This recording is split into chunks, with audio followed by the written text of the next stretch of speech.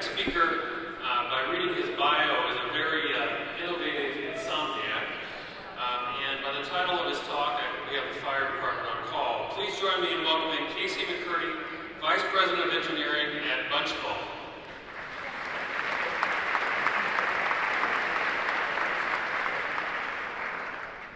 All right, let's light a fire. But first, let's talk about this bucket of water here. Because, like many people, I believe this bucket of water was like someone's head. And education was a process we used to fill it full of as much information as we could so they could be ready for the world. I'm here to say that I no longer believe that education's sole focus should be on how much knowledge we can cram into people's head, how many hoops we can get them to jump through, or how many tests we can get them to pass, or even the certificates and awards and degrees we can give them. I'm here instead to say that education's focus should be about lighting a fire inside of people. Because I and my colleagues know that when you take a flame inside of someone and you couple that with steady leadership and mentorship throughout someone's career, you can turn a small flame into a raging inferno that this state is going to need to be competitive for the future. It was ridiculous, he said. My professor was telling me to take my passion elsewhere and move it somewhere else because the university didn't want it. This is Garrett, my ridiculously photogenic 21-year-old intern who started working for us when he was 19. He went to his professor because he was bored of doing the status quo, checking boxes and doing the same work as everybody else just to get a degree. His professor's response to him was, do more outside of class. Well, Garrett was already working outside of class for us nearly 20 hours a week. He was organizing a large campus-wide hackathon and trying to have the life of a college student. Garrett's problem wasn't that he wasn't engaged outside of class, he wasn't engaged inside of class, where he was spending a lot of money for a degree that was supposed to catalyze his future. In that instant, the professor lost an important opportunity to play a role in the inevitable success story that is Garrett. Unfortunately, Garrett leaves the state of Iowa next month to go work for Uber in San Francisco. I also had an opportunity to speak with a master teacher who told me that some of our best and our brightest are falling through the cracks because she has to spend so much of her time focused on the underperforming and the overacting. And this is due to the fact that so much of her success is tied to their test scores.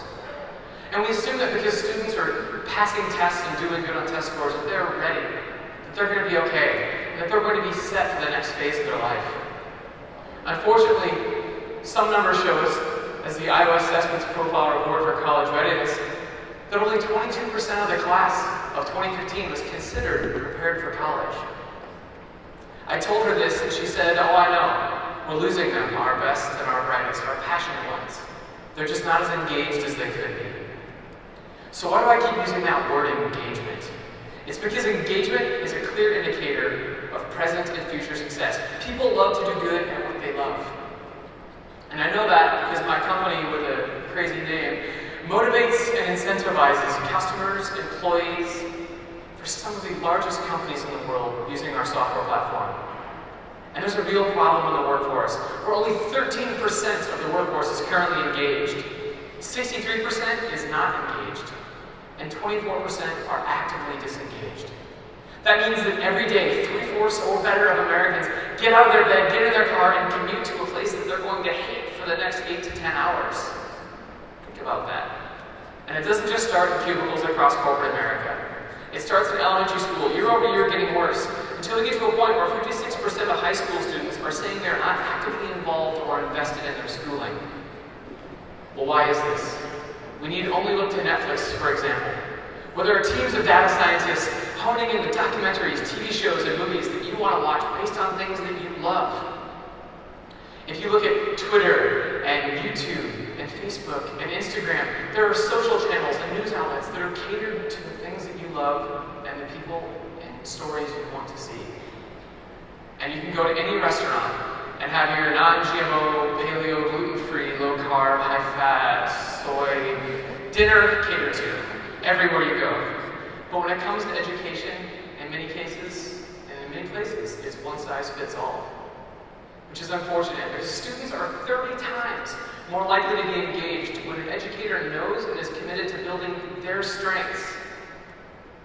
So here we are at Future Ready Iowa. What a name for a summit. What an opportunity, what a challenge. I, for one, want to see the state continue to chart a course towards becoming a tech center, because I know success here is possible just as much as it is in Silicon Valley. Because 6 years ago, this was me in my basement. I was the remote employee for a company based in San Francisco. I wasn't hired because I had the best degree, or I was even the smartest of everybody. I have a 2-year degree from DMAT, go Bears.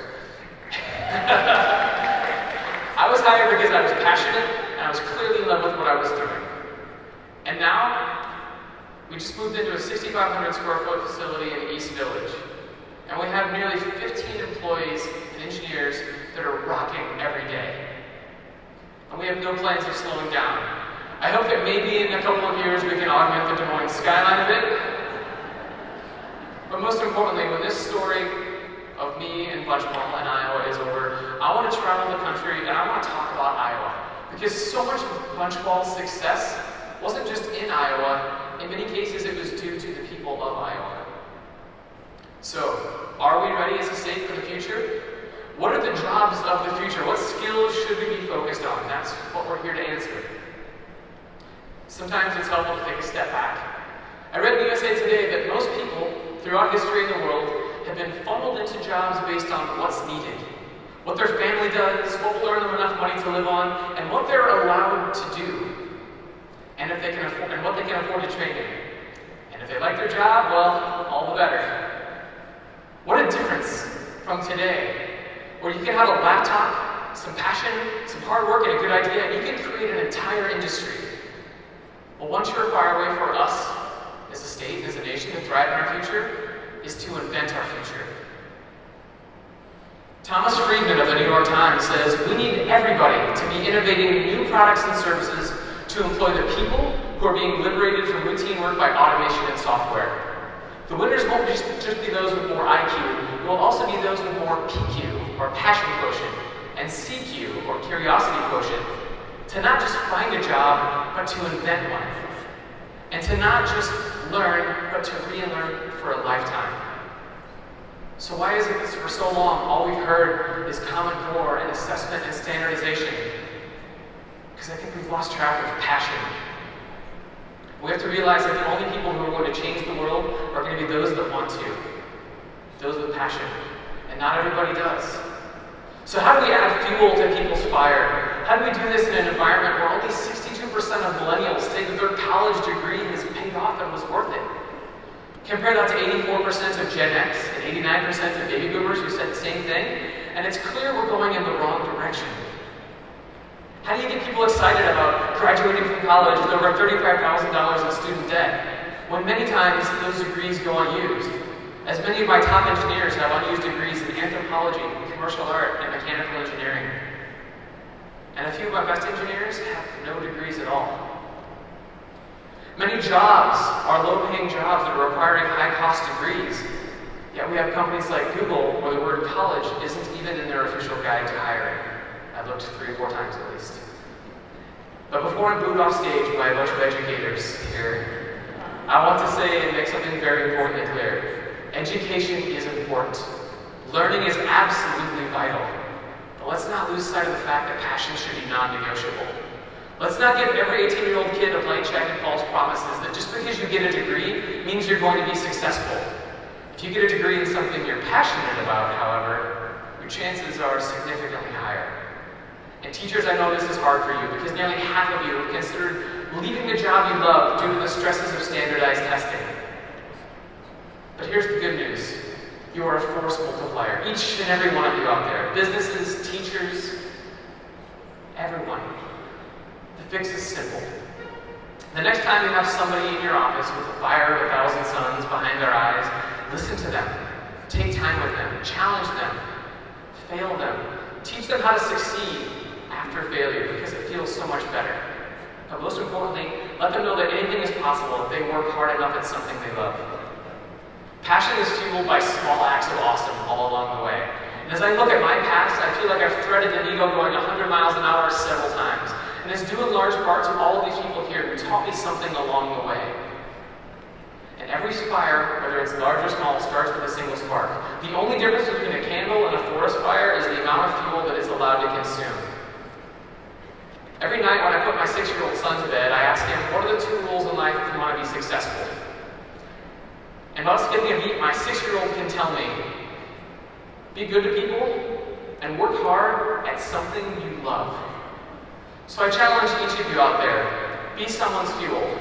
Because I don't have the answers to all the questions and problems that we pose today, and it's my hope that someone will come to you with a fire and you'll put fuel on that fire so that in a few years, maybe they'll be up here with those answers. Thank you.